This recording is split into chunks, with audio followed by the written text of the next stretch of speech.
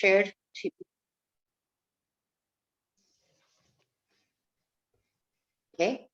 Okay, so in my presentation, I'm going to give you a little bit an overview of all the awards, who can apply for the awards, the criteria for applying for the awards, the application process, and when they're advertised, our closing dates for all of the awards as well, and how the grants are dispersed. So, Ursula, would you mind moving to the third slide if you can?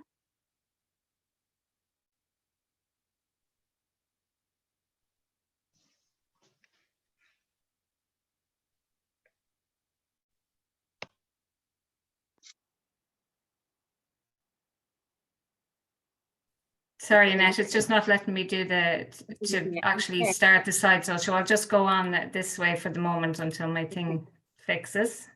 Grand, okay. So I suppose looking for a couple of funding tips on how to apply for funding and how to apply for grants. So the first thing, just to let you know, is that if you are looking for applying for funding, that you should prioritise what sort of funding that you're actually looking for.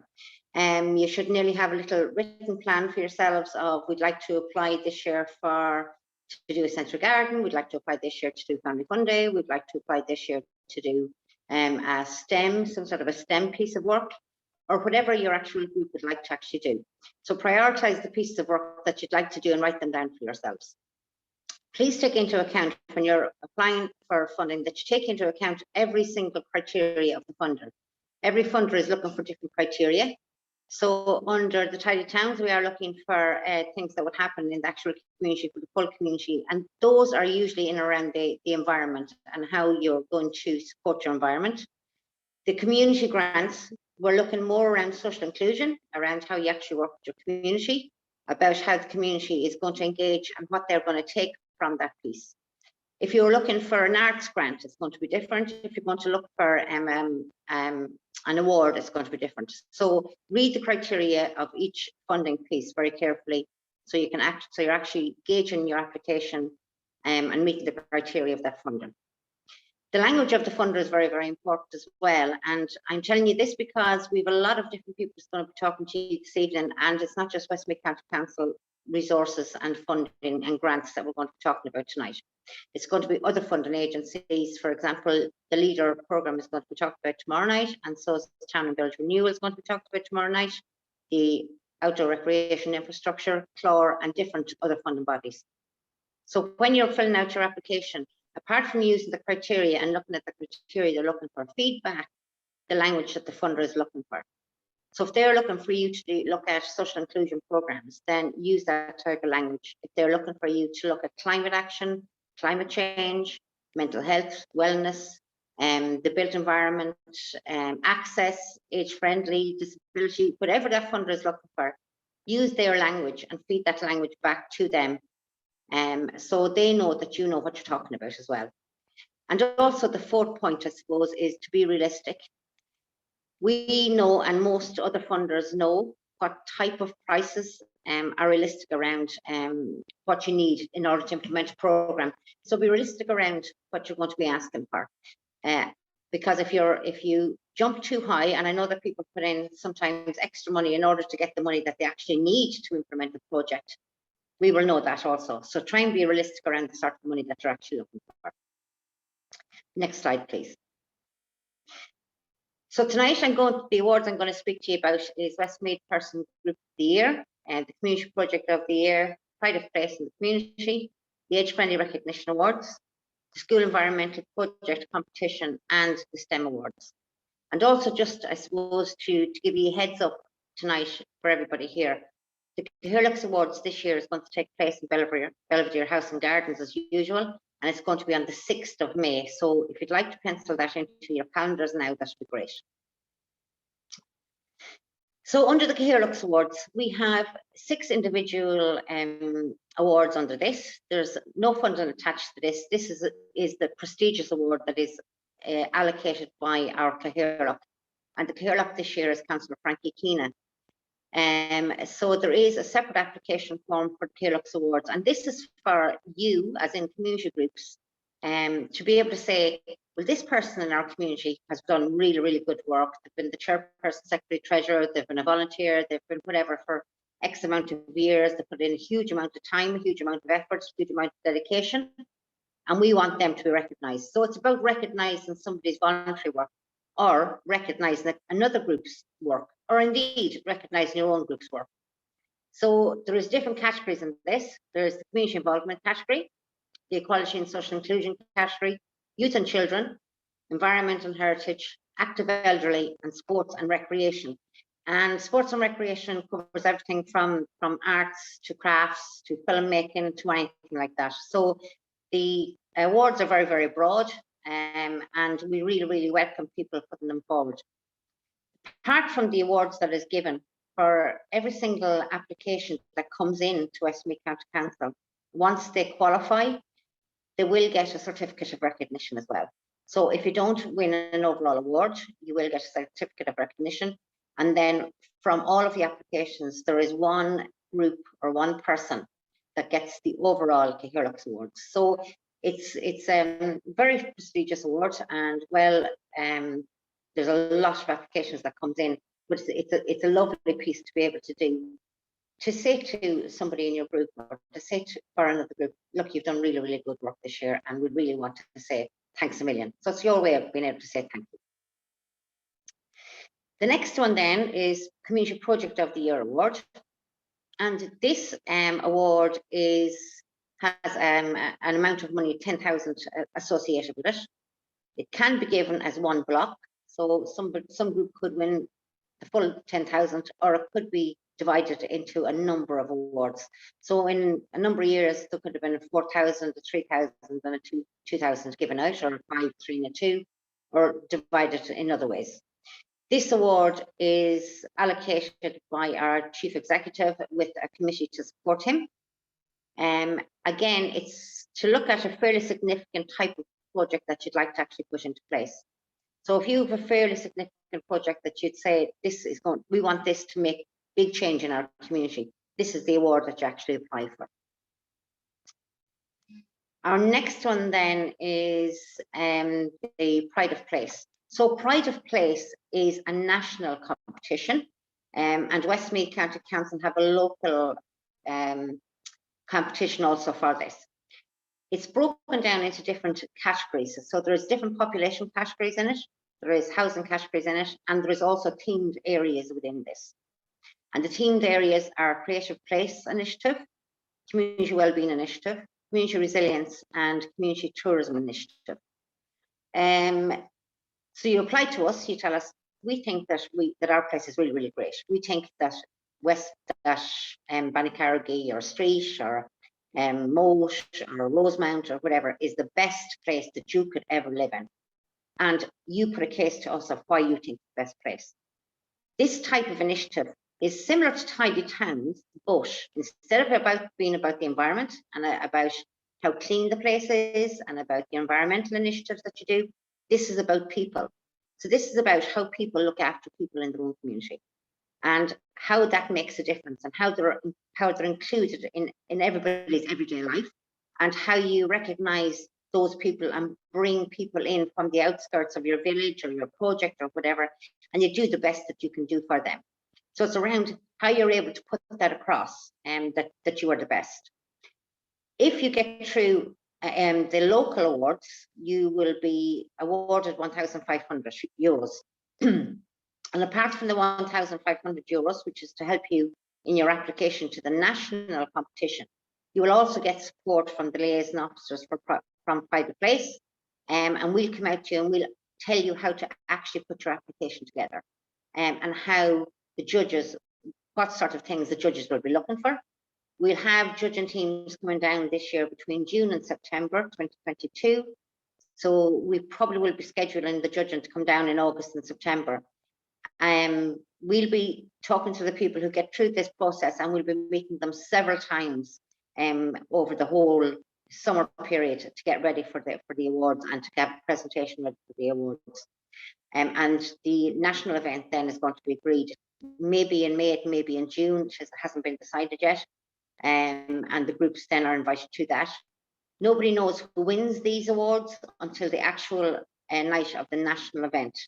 Our own local event, we'll be telling who's after winning them. So we've been very, very successful in this in past years. And it's a really good competition to get involved in, and it does bring your full community together. It's a great competition. I'd tell you that you should put yourselves forward for it if you're interested at all, or talk to us about it. Our next one then is the Age Friendly Recognition Awards. And again, this award is tied to a national competition, and the national competition is the National Age Friendly Recognition Awards. They happen every year. They didn't happen the last 2 years because of COVID, as has a number of different things dropped the last 2 years. But this is back with a bang. And you can put yourself forward under several different categories: under transport, under housing, under social inclusion, under healthcare, under community resilience. There's a whole lot of different categories. So we really would ask you to nominate yourselves on this as well. There is no funding associated with this, but there is the national recognition of it. Again, it's an award, so this award will be given out on the 6th of May in Belvedere. So we'd like to see as many applications as possible coming through on that particular one as well. Our next one then is STEM. So STEM stands for Science, Technology, Engineering and Maths. This particular one was introduced in 2018, and it's supported by the economic section of Westmead County Council, and it's looking at projects that involves anything that's to do with anything that has any sort of a science, technology and maths element to it. And it's about getting people to engage in all the different technologies, the sciences, the maths, and young people as well, and to bring their area forward. And that also has an economic benefit. And then just for people, I'm going to give you a couple of examples that this was actually used in the past, in case you think, no, we don't actually fit into that. So this example is one that I've used a number of times. One of the projects bought a camcorder, one that could be used outside. They trained it on a tree where a bird usually nests every year. The bird came back, built its nest, laid its eggs, had its chicks, reared its chicks, fed the chicks, and that particular project then was used in the local school to show children how that piece of nature actually works. There have been other things like outdoor classrooms and domes. There have been support classes put on for younger people that are getting it difficult to grasp maths or science projects. There has been other environmental projects and climate action projects that has been tied to science and technology as well. So there's a range of different programs that you could actually do under this grant. So don't think that it doesn't actually fit your group. It could fit your group really, really well, but you mightn't have known it until now. So do go after that particular grant. The next one then is Tidy Towns Awards. And we have Tidy Towns Awards and we have Tidy Towns Grants. And I'm going to leave the grant piece to my colleague Margaret, who will speak about that later on. So under the Tidy Towns Awards, we have €18,000 to allocate. And the awards are based on the national competition. And it supports a number of groups. So it's not just for the winners. We don't just tie this to the winners of the Tidy Towns competition. So there is the winner of the municipal district, the overall winner, the winner of the municipal district, but also it is the most improved areas. So the two most improved areas as well, we actually gave a portion of that funding to them as well. And that's recognition of they're actually pulling themselves up, they're getting better every year. And they're putting work into what their Tidy Towns is doing and into their community, and they're making it better and better all the time. So it's not just for the winners, it's for those who are actually working very hard. And I think that's important. So then the last or second last slide that I have is talking about the workshops and the clinics. So tonight you're at one of our workshops. And we also are going to have another workshop tomorrow night. And the workshop tomorrow night is going to cover other areas. So some of the larger grants is going to cover the leader grants, is going to cover town and village, the floor, the outdoor recreation infrastructure, and other grants as well, other larger grants, the SAI and different grants. So if you're interested in those, please do tune into that.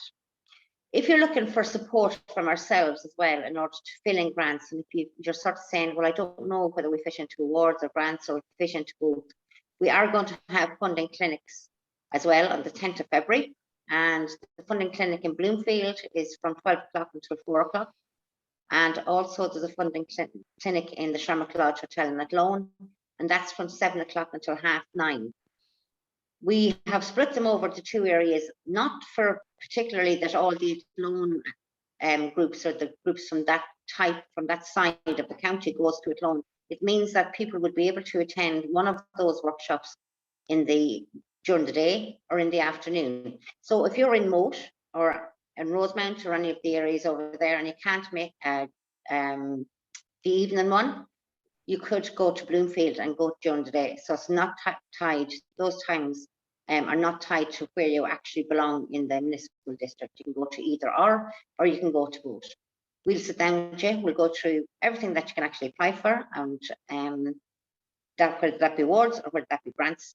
We'll also fill you up, help you fill up PPN forms if you want to get affiliated to Westmead PPN and you're not affiliated yet. We'll help you to fill up your revenue tax form as well if you want support with that as well.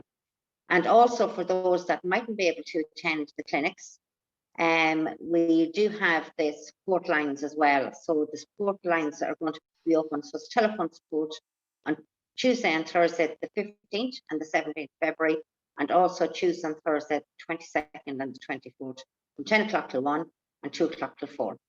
So all of those details will be sent out to you as well. So I hope you're going to enjoy our workshop, and please come along to the clinics if you want support. Thank you. Thanks, Ursula. Okay, thanks, Annette.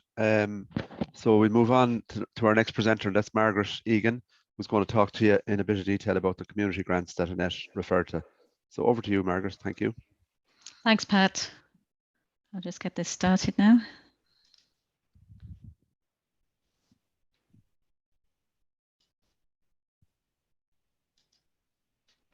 Okay, and I'm delighted to see so many joining us this evening, and I'm going to just talk very briefly about the community grants that we launch during the year, and one that we've launched very, very recently there.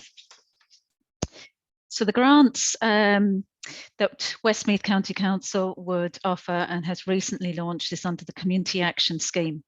Now, most of you are very familiar with our 3 grants under that scheme: the Tidy Towns, the Residents Association, the Community Action Grant. So I'll also just mention briefly a few of the other grants that we'd usually launch as well during the year: the Festival and Events Grant, the Community Enhancement Programme, which comes from the Department of Rural and Community Development, and the Christmas Lights Grant. So there's a few things that we do expect from our applicant groups. That they're registered with the Westmead PPN would be very important. This is a really, really useful network to be affiliated to, as you will hear about the latest grants and hear information relevant to the community group, not just from Westmead County Council, but from other funding bodies and organisations. We also ask that the group is active and hold regular meetings. Now, I know that may not have been possible over the last couple of years, but some of you were very, very innovative and started getting online and met online and everything. But we would ask that the group is active. The group must also have a bank or a credit union account for payments of grants. We only pay by EFT. You also must need a tax number or a charity number. Now, the tax number does not mean you have to file accounts with revenue or anything like that. It just formalises the group. We'd also ask that the support from Westmead County Council is acknowledged in your booklets or literature, anything to do with the event that you might have ran or project. This doesn't need to be a fancy, expensive sign or anything like that, but some small acknowledgement maybe on the Facebook page or in newspaper reports on the activities that we've supported. We don't fund commercial organisations under the community grants or individuals or for-profit organisations. It is aimed at our community groups. So I'll start with the Tidy Towns grant under the Community Action Scheme. A Tidy Towns group, for the purposes of our grants, are groups that will have or will enter the National Tidy Towns competition that year. So this year, I believe the national competition is not yet open for applications, but when you complete the application form for the grant, we will be asking you if you'll be entering the competition this year. So funding last year ranged from 400 to 1,650, and usually this is based on the category that the group is under in the national competition. The aim of these grants is to support the terrific work that is done by Tidy Towns groups in our villages and towns, and we don't underestimate the work that is done, and are delighted to be able to support it. The next grant would be the Residents Association grant, and that's aimed at the residents associations of our estates in Westmeath. Now, an estate must have at least 10 houses in it, and grants last year ranged from €150 to €700, and the amount of funding is based on the number of houses in the estate, the amount of green area that needs to be maintained, if any, and also if the estate is one of our CLAR or rapid designated areas. Once again, these grants support the fantastic work that's done in our estates, like bed planting, shrubberies, green areas, boundary walls, and loads of other work that enhances those estates. And again, we're delighted to be able to support these groups. The main or the final grant under the Community Action Scheme is the Community Action Grant, and this can be applied for by every other group other than the Tidy Towns or residents associations. Now, numerous different projects would be considered for this grant. In the past, we've funded, for example, a notice board erected in a village so people didn't have to depend on social media for their local information, planting of trees along a nature walk, computer classes for elderly groups, arts and crafts sessions for older people with the involvement of a local school, programs organised for people living with or recovering from mental health difficulties. Various groups from Polish, Lithuanian, African communities, for example, were supported with their projects. We supported a project providing play therapy for children diagnosed with cancer. Youth groups that organised a mural painting in Mullingar, and other youth groups that held outdoor play and summer activities. We also supported community centres and sport facilities by giving grants towards maybe kitchen equipment or sports equipment or community centre equipment. And of course, helping towards the insurance costs, electricity bills, maintenance of facilities. So the grants ranged last year from €150 to €750. So under those three grants, we supported over 400 groups, and the number of groups rises every year with those Community Action Scheme grants. So the other grants that may be run from Westmeath County Council and from the Department of Rural and Community Development, we also provide a festival and events grant over 2 rounds every year. That's usually launched in 2 rounds, and we hope to launch the first round in the next few weeks for the festival and events grant. So this grant usually supports well-attended events that contribute to the Westmeath calendar of events, providing economic value to the area where the event is held, and hopefully with increased footfall from outside the county. The Community Enhancement Programme is an initiative from the Department of Rural and Community Development, and various types of grants are launched under this programme, including in the past men's, women's sheds grants and enhancement of community buildings. The current grant is open at the moment. It's the Community Activities Fund, and that's aimed at supporting capital expenditure, for example, equipment or facilities upkeep or maintenance, and also day-to-day expenses such as insurance, heating bills, rent and utility bills. So the application is available on the Westmeath website, and I do encourage you to have a look at that and apply under that scheme. The Christmas Lighting Grant then is open to community development groups in our towns and villages, and will be advertised around September or October this year. So points that we hope you would remember when you're applying for the grants, that it does need to be an application. It needs to be completed and submitted now, either online, or if you're not able to complete an application online, you can of course have an application that you can download, and or we can send out an application to make sure that everyone is able to apply for these grants.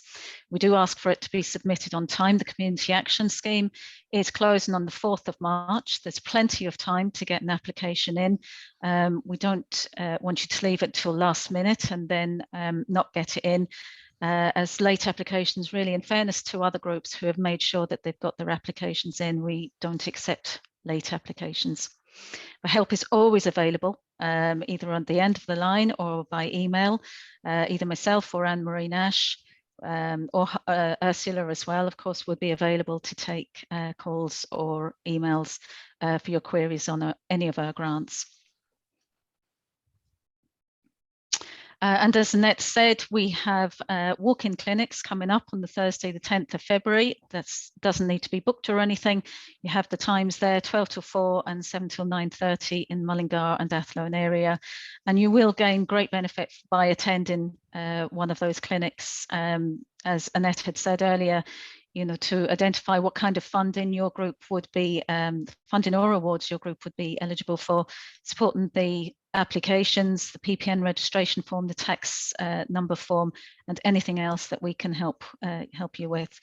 We've also set aside dedicated days during February, again, as Annette had said, on the 15th and 17th, Tuesday and Thursday of February, and the 22nd and 24th, again, the following week, Tuesday and Thursday, 10 till 1 and 2 till 4.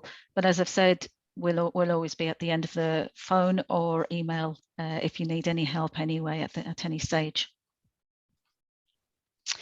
So that's the grants, and I would encourage anyone to complete your applications and go on the website and get your applications into us. Thanks now. Okay, thanks very much, Margaret. Our next speaker is John Jackson, who works in our environment section, and he's going to talk to you about Community Environment Action Fund and the National Spring Clean and general supports. So you can take that away, John, please. Thanks, Pat. Thank I'll just share this here now.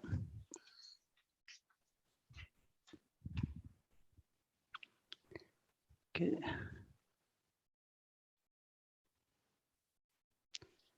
Okay, folks, just give me 1 second now, and I'll start the slideshow.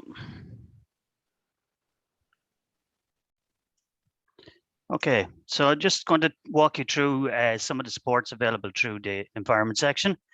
The Community Environment Action Fund used to be known as Local Agenda 21. Now, this fund hasn't actually been run since 2019 due to COVID, but we do expect it to actually kick back in this year.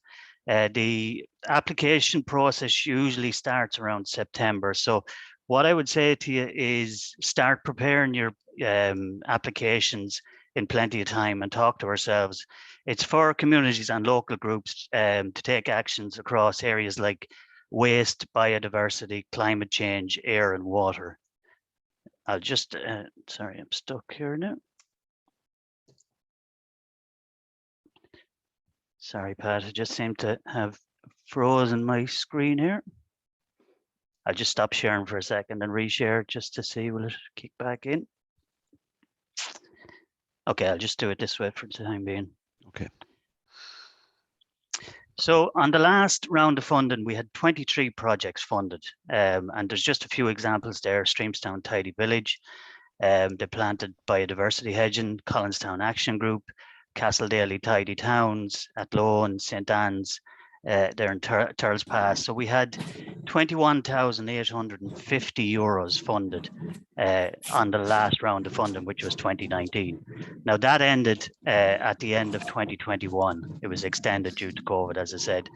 Just to give you an idea of nationally, it might prompt a few ideas for people.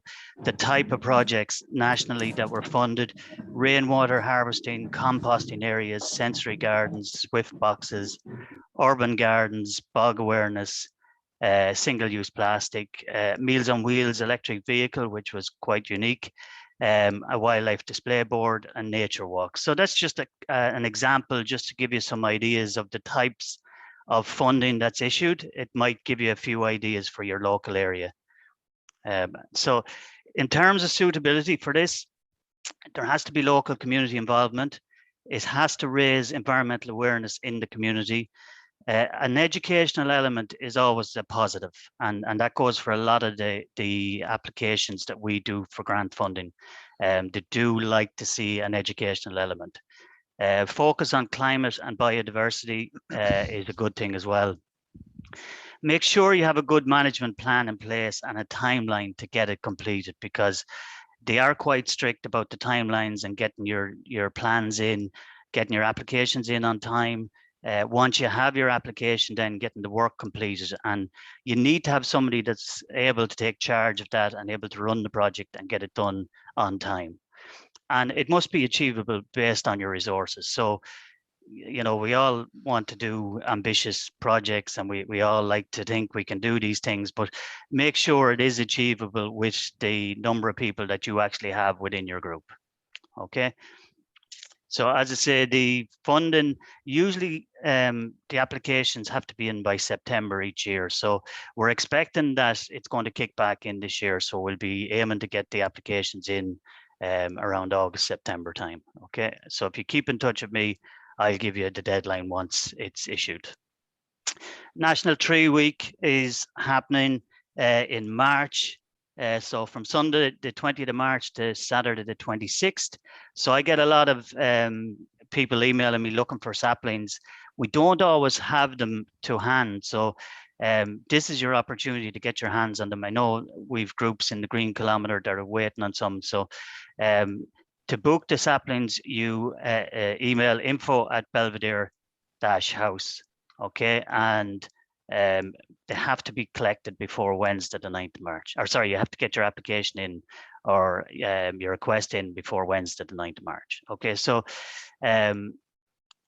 you can contact me or go directly to Belvedere, and anyone who has contacted me in the last 6 or 7 months looking for saplings, I'll make sure that you have been registered on that. Okay, so if you're not sure, just give me a shout. I'll give you my contact email there at the end of this presentation. National Spring Cleaning Week is coming up as well.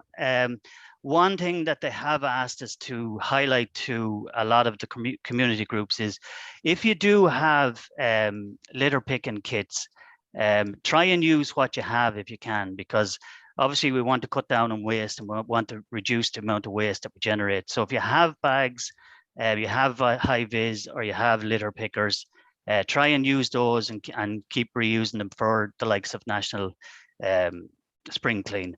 If you don't have them, by all means contact me and we'll get some out to you. There's no problem at all getting that done. So choose an area you want to clean up. You choose your dates. Notify us at least a week in advance in the environment section. So that's our email there, environment@westmeadcoco.ie. And the reason you need to do that is we just have to have a bit of time to organize the collection of the waste that you pick up. Okay. And to register, just go on to nationalspringclean.org, and there's a little drop down when you go into register. Make sure you select Westmead, because they will then contact us to say you have registered. So nationally, there was 5,548 registrations in 2021 and 2,800 tons of waste. So that's a lot of waste picked up in 1 week. So you can see why it's important to let us know if you're doing a spring clean, because we have to make sure that we have organized to get that picked up and collected and not leave it lying around for too long. The Green Kilometer is going very well, very successful. For those that aren't aware of it, it's about managing and maintaining a kilometer of hedging or roadway in your area. Doesn't necessarily have to be a hedge and a roadway. We do have people in some of the estates in town, and we've a couple of groups in the business park in town as well, just managing around their area. So you can do things like remove litter, cleaning road signs, report dumping, plant native saplings or wildflowers, looking after heritage features, just generally minding the area and looking after it. We have 2,302 kilometers of roadway in the county, and that's excluding the 69 kilometers of motorway that we have. So you can understand it's very difficult for the council to maintain all of that area. So we have over 80 kilometers registered now in the Green Kilometer scheme, and that's a great help to us. We really, really appreciate that. We supply the cleanup kits. So you register with us, you just contact us on the Green Kilometer at Westmead Coco email, or you can send it in by post, that address there, and we look after registering you, and we'll get a kit sent out to you. So you get litter pickers, high vis, gloves and bags to get you started, and then we'll organise for the litter to be collected from you. Then have to thank the municipal districts, are a great help to us in getting those litter pickups done for us. So if you're interested in that, it's very informal. We just register you so we know how many kilometres are being managed. We know who's managing and what area they're managing in. You can do it at your own discretion. You can do it once a week, once a month, whatever you want, whatever suits yourself. And people get great enjoyment out of it. And it's nice, and it's a great support for the council, as I say, with that amount of roadway to manage. The Green Dog Walkers, again, this is a unique initiative for Westmead. There's not too many counties actually doing this. If you don't know what it is, it's a very nice project. We issue Green Dog Walkers high-vis vests when you register on it. A lot of community groups are involved in it. We will issue you with a mutt mitt dispenser and a sign. So you can see, if you look closely at that picture there with the kids, that's in Ballymore. The mutt mitt dispenser, basically it dispenses, they're like a glove that you can pick up dog poo. Okay, so it just encourages people, if they've forgotten a bag, or you know, it's just a convenient thing to have there. We also issue dog bag belt dispensers. So basically, if you're out walking and you're part of the Green Dog Walkers, you will have a supply of bags. So if you meet somebody that doesn't have a dog waste bag, you can hand them over a bag.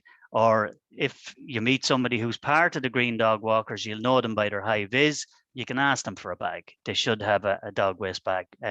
You're all probably aware, dog waste is a huge ongoing problem for us, and it's very difficult to tackle because you can't be everywhere and you can't monitor everyone. So the more people we have taking part in this, the cleaner our streets are. So it's a great help to us again, and it's a nice initiative.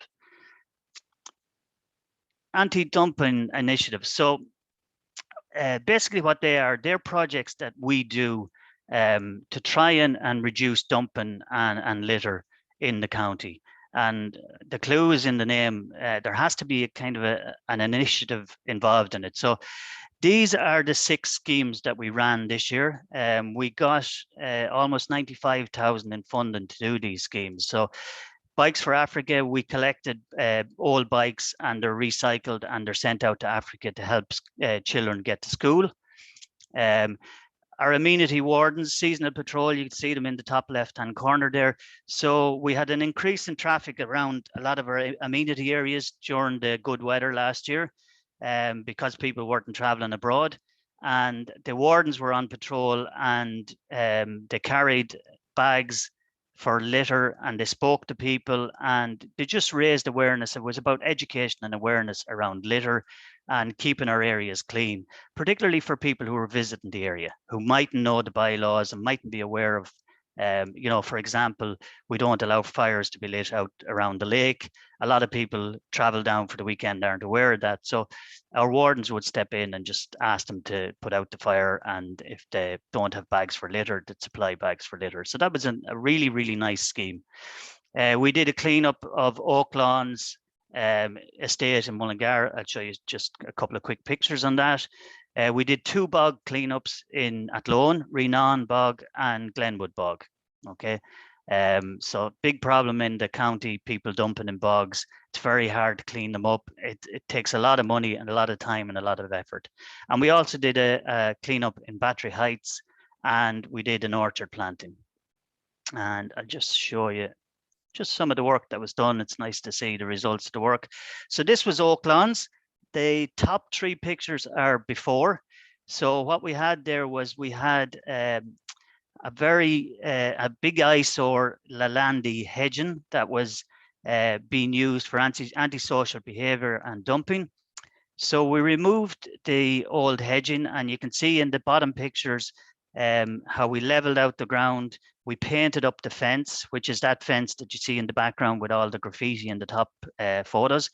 And we are planting an orchard in this area, and it's now a nice green area for the locals living in Oaklawns, and it has stopped the issue with littering and antisocial behaviour.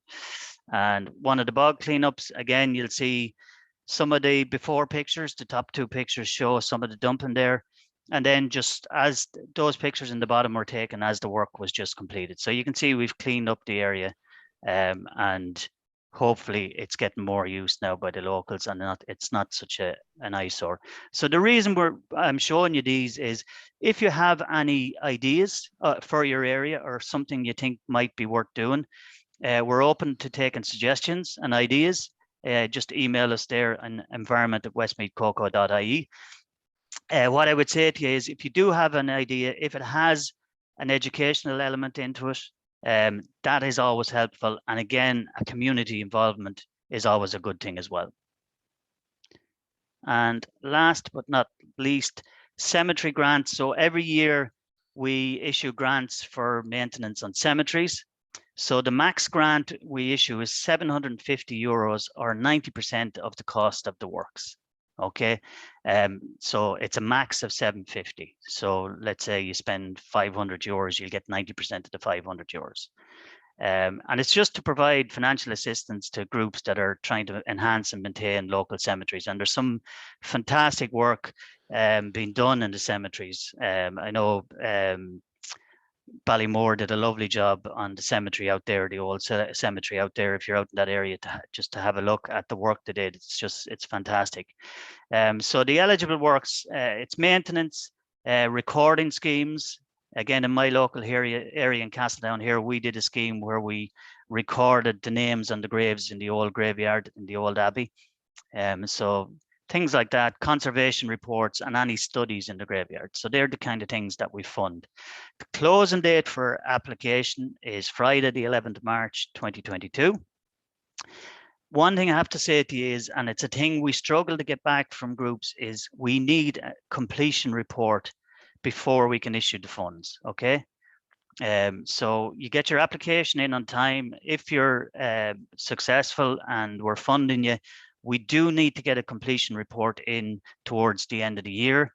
Now, it doesn't have to be anything fancy. A few photographs before and after the type of work that was done, and a few words around the type of work that was done, who did it, when it was done, and then obviously the receipts for the work that was done. So what I'm going to do is I'm going to do an example template for groups.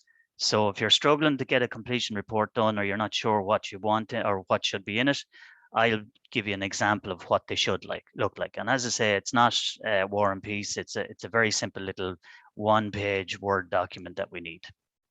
Okay, and finally, that's my contact details.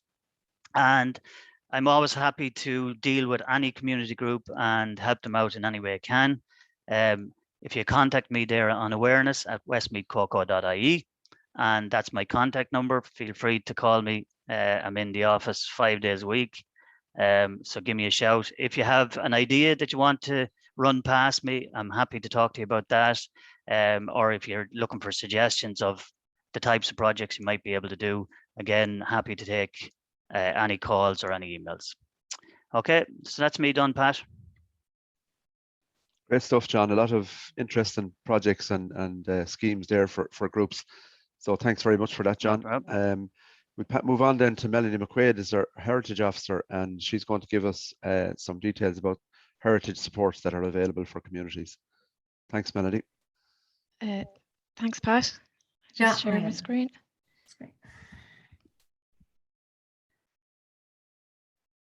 Okay, so yeah, I'm going to run through the funding supports for heritage projects.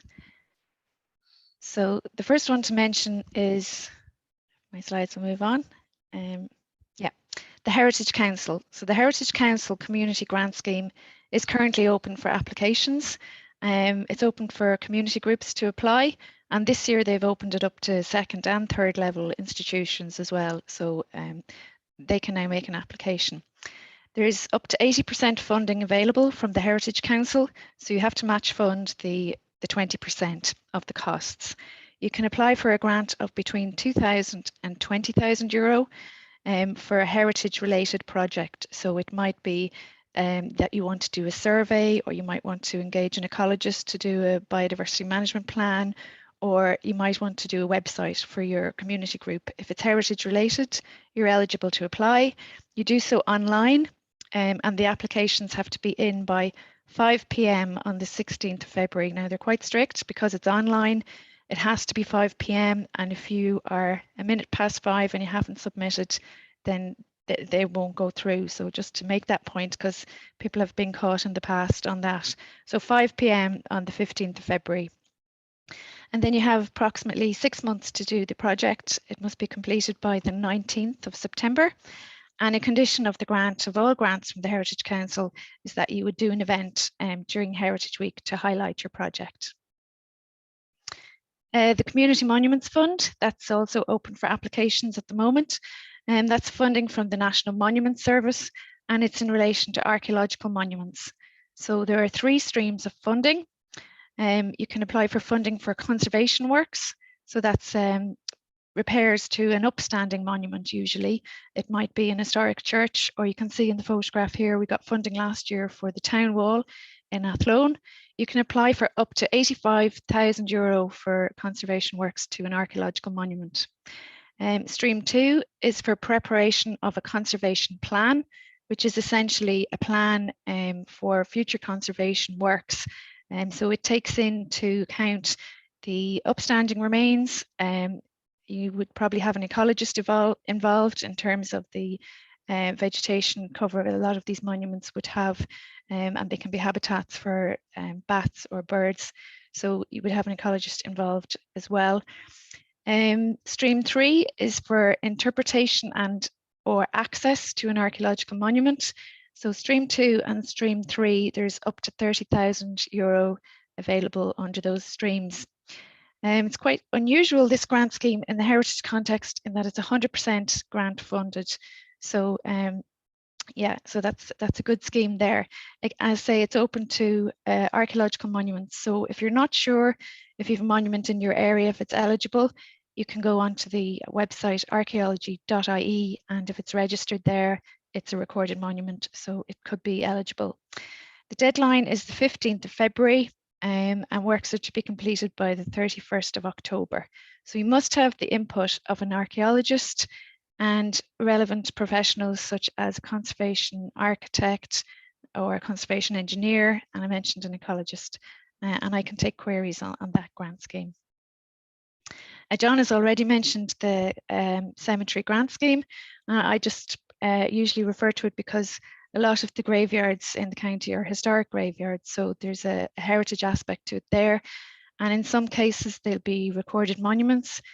So there may be a requirement to notify the National Monument Service of proposed works, depending on what you're planning to do. So John has outlined the type of projects that are eligible. And just to mention again, if you wanted to do recording of headstones in your graveyard, or to engage an ecologist to do a biodiversity plan for the graveyard, that would also be eligible. The Gloss Traditional Farm Buildings Grant Scheme, that's operated by the Heritage Council. It's open for farmers in the Gloss scheme. It's a national competition with grants of between 4,000 and 25,000. You can get funding for up to 75% of the costs. And the deadline for applications is the 22nd of February. And again, you will need to have the involvement of a conservation professional to do the work spec and oversee the works. The Irish Georgian Society have just opened their annual grant scheme. So they have 40,000 available nationally for conservation works to buildings of architectural merit. And this year, there's a new scheme which is specifically aimed at projects in Meath or Westmead. So only projects in Meath or Westmead are eligible to apply for the Home and Potterton grant scheme, which is making up to 10,000 available for a project on a Georgian building.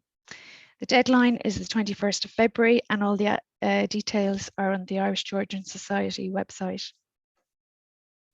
The Built Heritage Investment Grant Scheme, this is an annual scheme run by the Department of Local Government, Housing, Local Government and Heritage, and administered by Westmead County Council.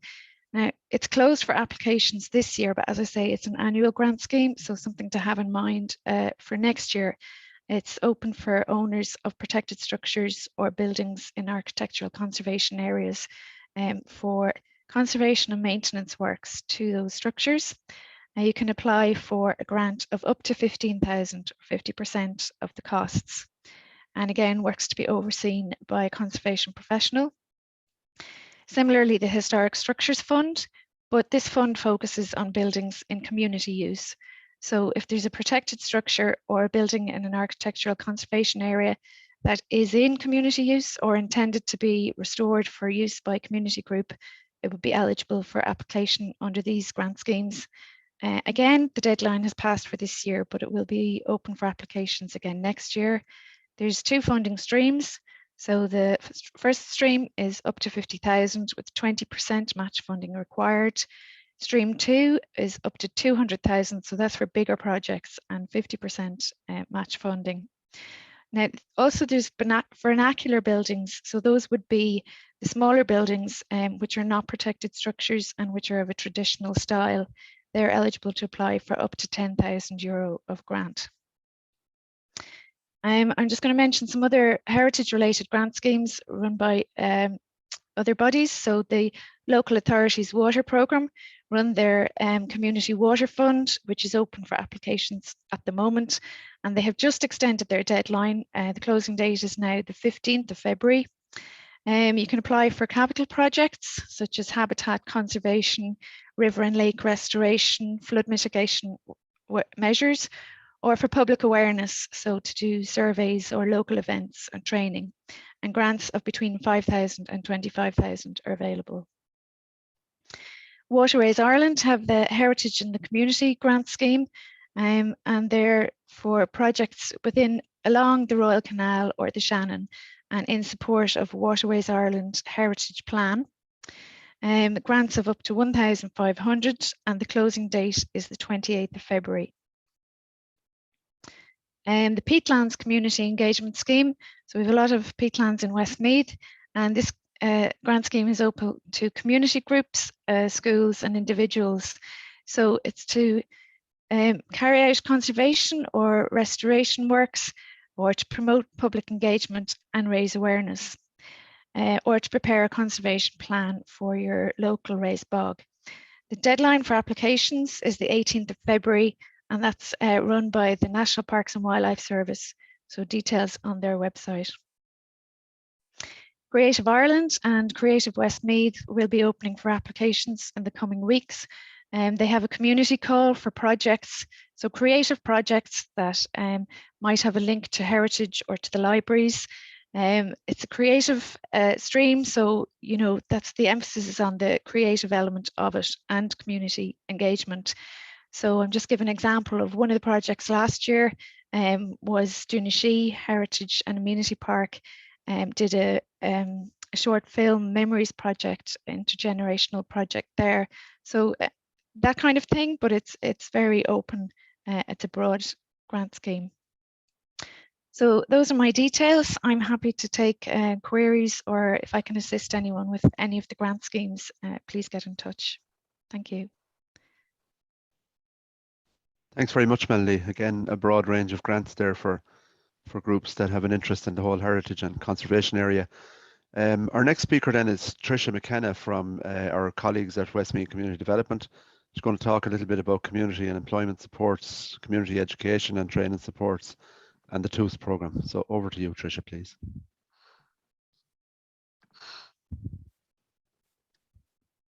Okay, how you doing, everybody? Just try to share this screen here, and there we go.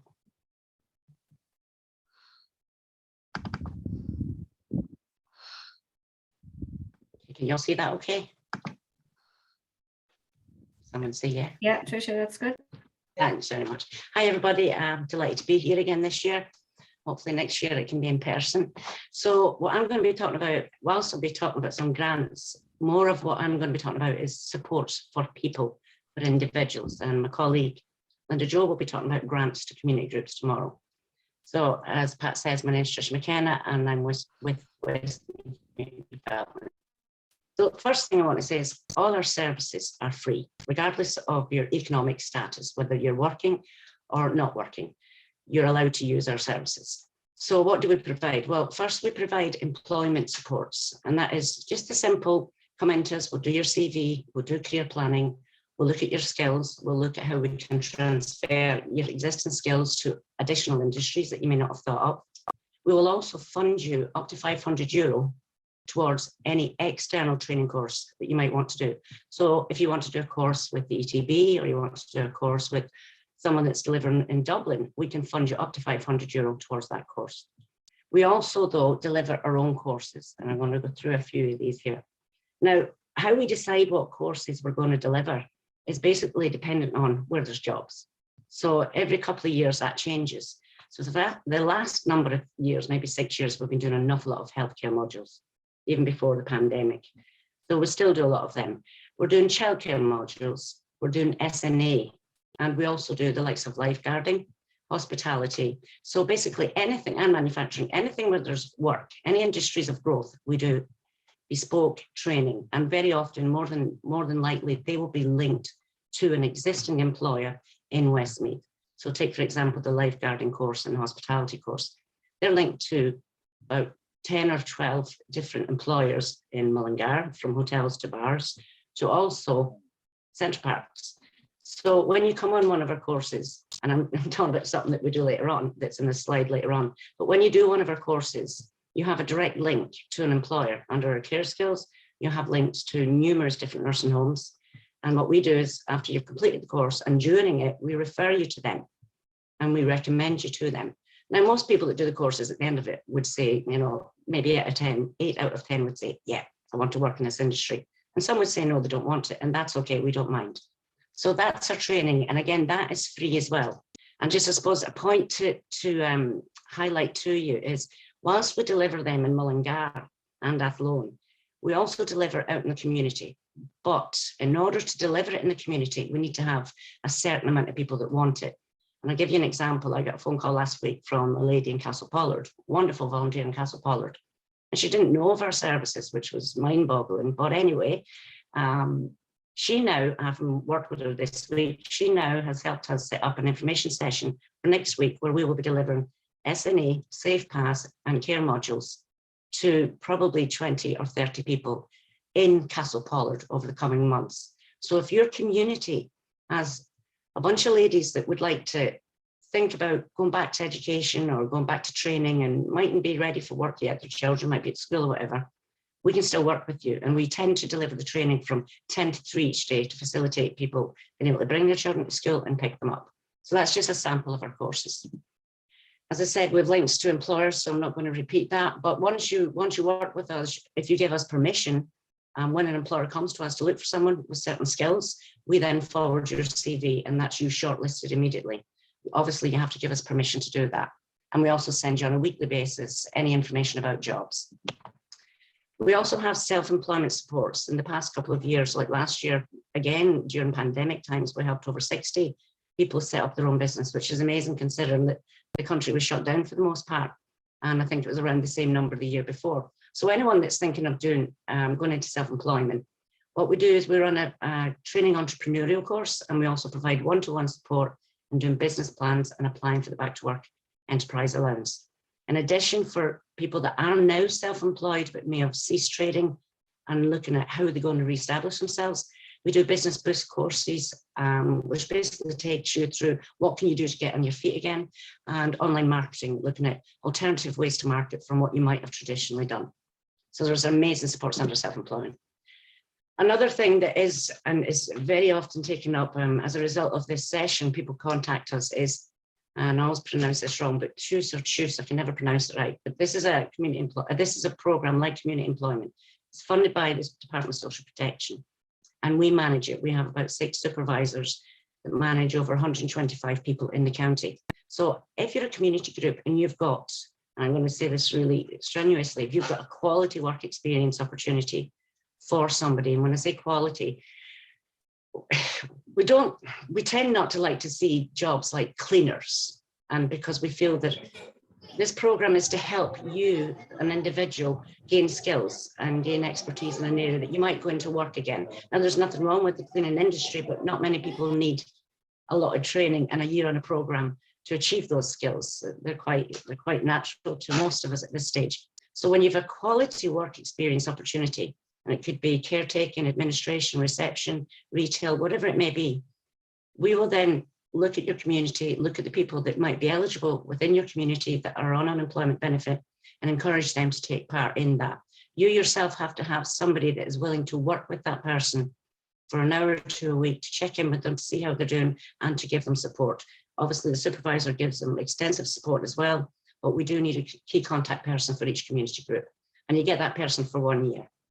And then finally, additional supports we have is if there's employers out there, and I'm not talking about big, massive employers, I'm talking about your sole trader to the chap that might have 3 or 4 lads working with them, or a lady that's doing, floristry, or I can't even, making flowers from home and all that stuff.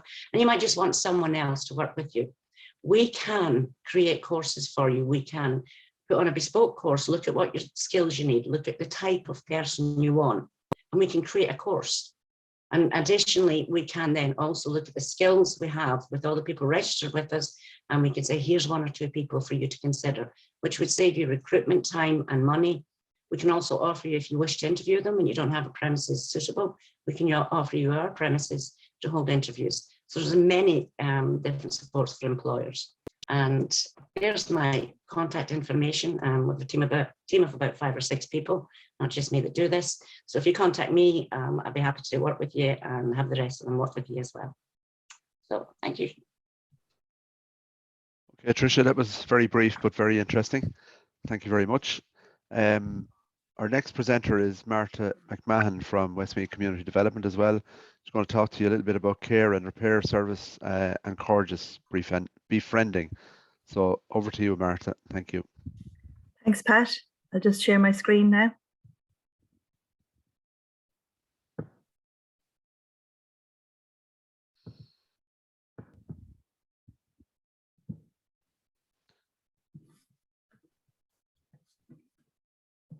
Can everybody see that? Yeah, we can see Yes. that, Marta. Yeah, good, okay. So hello, my name is Marta Mcmahon and I'm delighted to be here tonight. I'm a colleague of Trisha's and I'm a community support worker with Westmead Community Development. I'm here tonight to speak about the care and repair programme that is now active in Westmead. Age Action, the national organisation which works to improve the quality of life of all older people and their carers, especially those who are most disadvantaged and vulnerable, by enabling them to live full, independent and satisfying lives for as long as they wish to in their own homes, developed care and repair services for older people in Ireland. Westmead Community Development host and operate this service in County Westmead. The Westmead Care and Repair Service consists of 3 strands: the repair service, the befriending service and the home visit service. The services are available to persons with disabilities or people over 60 years of age. The repair service. So the repair service covers small repair jobs in a person's home. It's free of charge. Usually the maximum allowable time for a care and repair job is 60 minutes. There are exceptions to this. All our volunteers are guarded, vetted and have ID cards. They've been checked out and received training. The volunteers cannot provide materials for the job. These must be supplied by the person. I'll just give you a little example of something that was done later part of last year. We had a gentleman who had a mold problem in his bathroom. The problem was that he couldn't open the window, and this was because of a small catch broken. So the gentleman was able to call us. We could get somebody to call out, buy the part for him in consultation with him. So there was no big outlay, or nobody was getting into something they didn't know what they were getting involved in. The client paid for the materials, and the lock was repaired. And then when the mold was cleared over, that was it. It didn't happen again. So it's an example of how a small job can make a huge difference in somebody's life, and how the client can take can be empowered by taking responsibility and making something happen in their own home. Care and repair does not do specialist work like electrical repairs or gas repairs or guttering roof work, that kind of thing. However, we are in the process of compiling a list of trusted tradespeople. So if somebody contacts me with a question like that, I'm usually able to put them on to somebody who has come recommended to us. The volunteer is covered under the Care and Repair Public Liability Insurance. If you're unsure of the request you have, that you think it might not come under the rules, just pick up the phone and check, and we'd be very glad to answer any questions. Jobs can vary from fitting a light bulb to fitting smoke alarms, putting up shelving, moving light pieces of furniture, minor gardening, sweeping off leaves, one-off mowing lawns. We wouldn't be able to have a volunteer commit to a regular, it's usually one-off jobs. Fixing a door handle, cleaning out a stove or solid fuel cooker, installing security locks and chains, home decorating, essential, I suppose, painting, that kind of thing. We get a lot of referrals from the occupational therapists in Westmead who have left rails or shower seats in people's homes. And we have a wonderful volunteer, I call him our rail man, who does this work, and he has all the necessary tools and equipment to drill into people's tiles, and always does things in consultation with the client. So there's a lot of contact between ourselves and the person requiring the job. And from that, we get to describe who's calling, when they're calling, maybe even what car they're driving. And then we exchange phone numbers with consent. And it's a great sense of empowerment for the client, and the job gets done. And very often we get other referrals onto maybe our care service. I'll go on to talk about that now. So the Befriending Service, so that's one of our actual people there making a call. The friendly call is where a person receives a friendly telephone call from one of our dedicated staff members or volunteers. It could be a daily, weekly or monthly call and can change according to the person's needs. It's a lovely way to feel connected to the outside world, particularly if the person is living alone or a carer in the home, or indeed even in a nursing home, with a few in a nursing home. We love making the calls, and the person making the calls gets a lot from the Befriending Service too. All the callers complete the Alone Befriending training before making any telephone calls, and we have regular training from ourselves in Westmead Community Development as well. An example just this week of how I don't need to explain, and it's evident, I'm sure, how much a little diamond it was during COVID, where we were able to stay connected with people when a lot of people had to cocoon and stay on the margins of society. So it was wonderful to have to be involved in that. But just an example that just happened this week, we had, because of COVID, some carers can't do the work that they should be doing or would be doing normally. And there's skeleton cover, if you like, when somebody's out. So we were able to just fill the breach just in a little way and up our calls to a gentleman every day while his care was isolating. And it just gave him that little bit of reassurance that somebody was going to check on him, even if it was a telephone call every day, and it made a huge difference.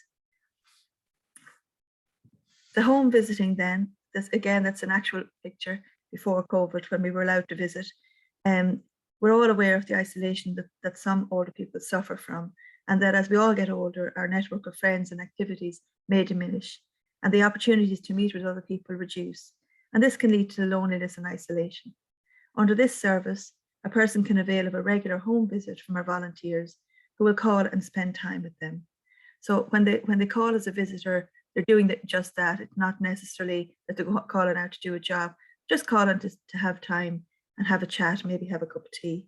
In some cases, maybe go for a little walk if we have a person who's partially sighted, and their visit always entails a little walk outside. So if you would like to avail of the Care and Repair Service, or you know anybody who would you think would benefit from it, please pass on our details. Or if you'd like to volunteer with Care and Repair Services, we're always looking for people, and I would be delighted to talk to you about that. Just please contact myself, Marta Mcmahon, in Care and Repair on the number there. You can ring Westmead Community Development on the direct office line either, or email, and the details are there on the screen. My hope, I suppose, tonight is that somebody listening might avail of the service themselves or pass the details on to a relative, a friend, or a neighbour. My other hope, I suppose, is that it might just generate a little interest in volunteering. There's lots of different ways that you can volunteer. We have lots of people in the, say, the Mullingar and Athlone, but in the more rural areas, and we could certainly would be delighted to have somebody in the more rural areas of Westmead, particularly in North Westmead. So I'd be happy to talk to you about any aspect of our care and repair, and I'm delighted to have the opportunity to talk tonight. Thanks, Pat. Thanks, Marta. Our next speaker then is Orla Flynn from our own housing section in Westmead County Council. So over to you, Orla. She'll talk to you about housing grants and support. Sorry. Thanks, Orla. Thanks, Pat. Good evening, everyone. I'm just going to give a short presentation on the grants that are available through the Housing Department. So we have 3 grants available, and these are actually administered by our area office, both in Mullingar and in Athlone. Just going to try and move this on. So the 3 that are available are the Housing Adaptation Grant for people with a disability, Mobility Grants, Housing Aid for Older People Grant. So those 3 are available. The first one then we'll go through is the Adaptation Grant for people with a disability. So this one is for people with a physical, sensory, mental health or intellectual disability. And what this grant really is for is big changes within the home. So anything that needs to be added to the home, such as grab rails, a stair lift, space for wheelchair access, or etc. Homes that actually qualify under this are privately owned. Any homes that are rented from a landlord, we would need the landlord's permission. Homes also are provided by the approved housing body or communal residence. What you actually would need then for this grant is an OT report. The reason for the OT report is just so that we can make sure that the work's being done would suit the needs of the person applying, which is really important. The maximum that can be awarded under this grant is €30,000 or 95% of the total cost. The threshold limit can't be more than €60,000 per household, as it is a means tested grant. And under this grant, the VAT of the cost of the works wouldn't be awarded, but you can reclaim it from the Revenue Department. So then the second one we have is Mobility Aids Grant. So this is for both older people and people with a disability. This is for people that find it hard to move around in their home due to their mobility issues. This is also for adding bits and pieces to the home, like adding grab rails, ramp, and accessible showers. The maximum that can be awarded under this grant is €6,000, or the total of cost of works, whichever is less. The threshold limit on this grant is €30,000. Also, this grant doesn't cover the VAT, but here again, you can reclaim from revenue the VAT that is paid for the work. The third grant then that we have offered is the Housing Aid for Older People grant. This is for people that are aged 66 years or older, and it's really to do the essential repairs within the home. And the aim of this grant is to really allow people to continue to live in their home independently for as long as possible. Certain repairs that it would cover would be to repair or replace roofs, to provide central heating if it was broken beyond economic repair, upgrades doors and windows, or to maintain same. The homes then that would qualify under this again would be privately owned homes where the older person either owns the home or has a right to live within the home under right of residence. And then here as well, we actually wouldn't need any medical documentation, but documents could be requested, such as different reports from electricians or heating contractors, if those are the types of works that you're looking to get done. So the maximum under this grant is €8,000, or 95% of the total cost of work. This one actually does include the VAT, so the grant can go towards the total cost of the works, including the VAT. But the threshold limit here is up to 60,000. So anything over 60,000 the gross income of the household. We wouldn't be able to award anything. Anything less, though, absolutely would be able to be considered.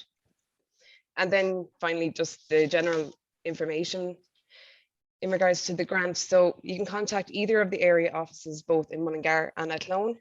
The numbers are on your screen there now. They can also be found on the Westmead County Council website. Information about any of the grants can be found on the Westmead County Council website also, under the housing section, under housing grants. What would happen then once we would receive your application would be that we would check and make sure that the application is complete, then schedule a time to visit your home with a technician. Once we assess the application and the works that are looking to be carried out, we would write to you and let you know if your application has been successful. And from there on then we would request quotes from contractors, and then we would also pay the awarded grant once the works are completed. And again, any information that you need on the grant, you can contact myself, Orla Flynn, within the housing department or the area offices by the numbers on screen. Thanks, Pat. Okay, Orla, thanks a million for that. Sorry, moving on to David Deering, just to talk to you about our briefly, I suppose, about our grant management processes and how we're trying to improve efficiencies for both yourselves and ourselves in that area. So over to you, David. Thanks. Thanks, Pat. David Deering is my name, and I'm from the community development section. I'm just going to talk to you a bit. It's more an awareness piece, because we've been talking about grants for the last hour and a bit. We're introducing a new system that's going to be relevant to what we talked to today. Just going to share my screen here now, if we can.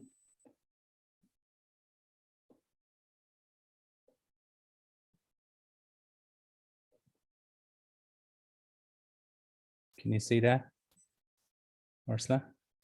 Yeah, I can see that, David. Yeah. Perfect. Okay. The council is embarking on installing a new grants management system, and what that means is over the next year or 18 months, we are going to be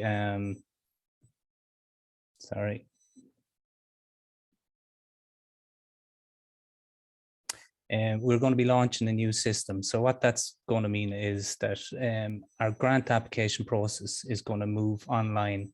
Now, some of the grant applications are currently online, but this is going to be moved into a new system that is going to record for the community groups previous applications and such. So tonight is really just about making communities and the groups that are here on the call aware that this change is going to be coming, and it's going to come in over time. So I'll just run through these very briefly. It's going to take less than the 7 minutes, hopefully. So all online grant applications will be rolled out on a phase basis through the new system. So we're going to take a grant in a phase basis, so it's not going to be a change that's going to happen overnight for all grants. The community, it's going to start with the community projects expressions of interest application, which is going to be launched in the new system, and it's going to be launched in early March. Now, the expressions of interest, for those that are interested, will be talked in more detail tomorrow with Mary, but basically at the start of every year, the community development section looks to the communities and to the community groups and anyone within towns and villages for projects that they would like seen done in their area, or there may be projects that the groups themselves want to look at developing. It's usually deals with bigger type projects. And once them applications are received, we will look at them, evaluate them, and come back to the group with a funding source that may be relevant to them. Just the applications will be open early March, and it'll be advertised through the usual channels, so PPN and the local papers. Just a little bit then about what the new process will entail. So community groups, when we launch this new system, community groups will register on our website through using an email and a password, and all future applications will be recorded under that username. So I suppose one point on that for community groups is we would recommend that community groups use a community group email and try and avoid personal emails if they can. Okay. Just some benefits of the new system for community groups. It'll promote transparency in, sorry, I missed just some key points on it. Grant system has already been used successfully by other local authorities. So this system that we're looking to install has been used across 5 or 6 different local authorities, and it's been used for the processes that we're looking at. So it's been tried and tested. So hopefully it should run through fairly easily. The system will record previous grant applications for the group. So when you log in and you're applying for a Cathaoirleach Award, or not a Cathaoirleach Award, a community action grants, you will be able to see previous applications. It will allow you to look at what you put in your last application, and it'll clearly show the history of what you've applied for. So over time, that history will build up, and it should be useful for the groups. Notifications will be issued to the group automatically through the system. So receipt of application, receipt of further information, notification of decision. Really there, we're just trying to streamline the process and make it as visible as we possibly can for the community group when they're applying for grants. The system will allow to track their future application status through their login. So what that means is when you lodge an application, you will clearly be able to see at what stage it's at. When you log on, you don't need to be ringing the community development section, and you can be logging on at any time. It'll give you the information. So that's just really to give community groups and people within them community groups the availability to check where that application is in the process. And just some quick benefits for the new system to community groups. It'll promote transparency and decision-making process. So it should make the decision-making process more visible for the community groups. Records previous applications on the system and allows groups to reference previous submissions. So this part of it will, over time, groups will be able to see exactly what they've applied for. It'll be able to see what they referenced in previous applications, and it'll be good for groups when there's a change of personnel within that group to have the history of what they previously asked for. Forms will be designed as easy as possible way. We're conscious that we're going to make these forms as easy, and we'll only look for information that we will use, and we're just going to try and streamline the process for all the grants over time. And then needless to say, once this is introduced, there will be supports available for groups, for anyone that is having issues with the new system. So it's going to take time, and it's going to take some assistance from ourselves for any groups that may have issue with it. Now, I don't envisage any issues, but there may be a couple that might need assistance.